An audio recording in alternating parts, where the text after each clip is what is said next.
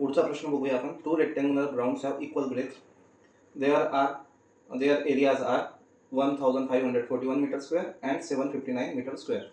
दोन ग्राउंड आहे, त्याचे एरियाज दिलेले आहेत. पहिला एरिया आहे एरिया 1 1541.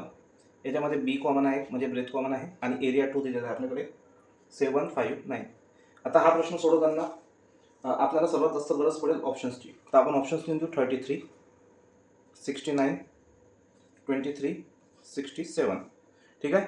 यामध्ये हे दोन नंबर जे आहेत ना, हे दोन नंबर प्राईम आहेत. कोणते नंबर आहेत? हे आपल्याकडे प्राईम नंबर आहेत. आणि 33 आणि 69 हे 3चे मल्टिपल्स आहेत. 3चे मल्टिपल्स म्हणजे हे 3च्या टेबलमध्ये येणारे नंबर आहेत. ठीक आहे. जर हे दोन्ही 3च्या टेबलमध्ये येणारे नंबर असेल, फॉर एक्झाम्पल हे जर 3च्या टेबलमध्ये येणारे नंबर असेल, ठीक आहे, हे जर ब्रेथ असेल, याच्यात 3चं मल्टिपल आहे म्हणजे हा पण 3नं डिव्हिजिबल असला पाहिजे, हा पण नंबर 3नं डिव्हिजिबल असला पाहिजे 33 आणि 69साठी. कारण की 33 आणि 69 3च्या टेबलमध्ये येतात. तर हा चेक करू. 7 + 5 12, 12 आणि 9 21, 21 3च्या टेबलमध्ये येतो. पण इथं बघा 1 + 5 6 आणि 4 10 आणि 1 11. 11 हा 3च्या टेबलमध्ये येतो का? नाही. म्हणजे फॉर एक्झाम्पल एक समजा आपण अंदाज पकडूया, एक लेंथ आहे 5ची आणि एक लेंथ आहे 3ची. जर मी याला 33ने मल्टिप्लाय करतो, फॉर एक्झाम्पल 33 हे 3चा मल्टिप्लाय आहे, याला पण 3ने मल्टिप्लाय करतो. 5 3 जा 15, 5 3 जा 15 आणि 1 60, 9 9. तर 1 + 6 7 आणि 5 12 हे पण 3चं मल्टिपल होऊन जाईल. ठीक आहे. म्हणजे 3च्या टेबलमध्ये येईल आणि 9 + 9 18 हे पण 3च्या टेबलमध्ये येतील. म्हणजे 3च्या टेबलने दोन्ही नंबरला डिव्हिजन झालं पाहिजे असतं. म्हणजे हे दोन्ही ऑप्शन आपले कटले आहेत. कारण की हे दोन्ही नंबर 3च्या टेबलमधून कटत नाही, एकच नंबर कटतो. ओके. मग एक तो 23 असायला पाहिजे किंवा 67 असायला पाहिजे. बरोबर आहे. 23 किंवा 67.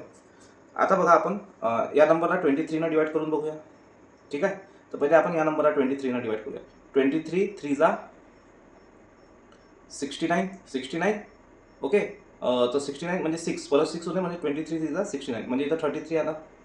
म्हणजे हा नंबर 23नं सुद्धा कटत आहे. 67नं कटून बघू बरं. 67 1 जा 67. ठीक आहे. मग किती उरले आपल्याकडे? 67 3 आणि 5 8.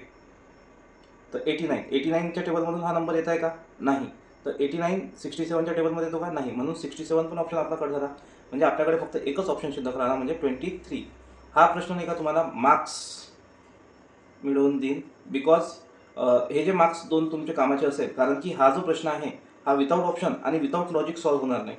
ठीक आहे. यासाठी तुम्हाला लॉजिक आणि ऑप्शन, ज्याचं हे लॉजिक आणि ऑप्शन्स खूप चांगले प्रकारे सोडवता येतात, त्याला हे एक्स्ट्राचे मार्क्स मिळतील. कारण की हा प्रश्न सर्वांच्या बसची गोष्ट नाही आहे. त्यामुळे अशा प्रश्नांना व्यवस्थित अटेम्प्ट करायला पाहिजे.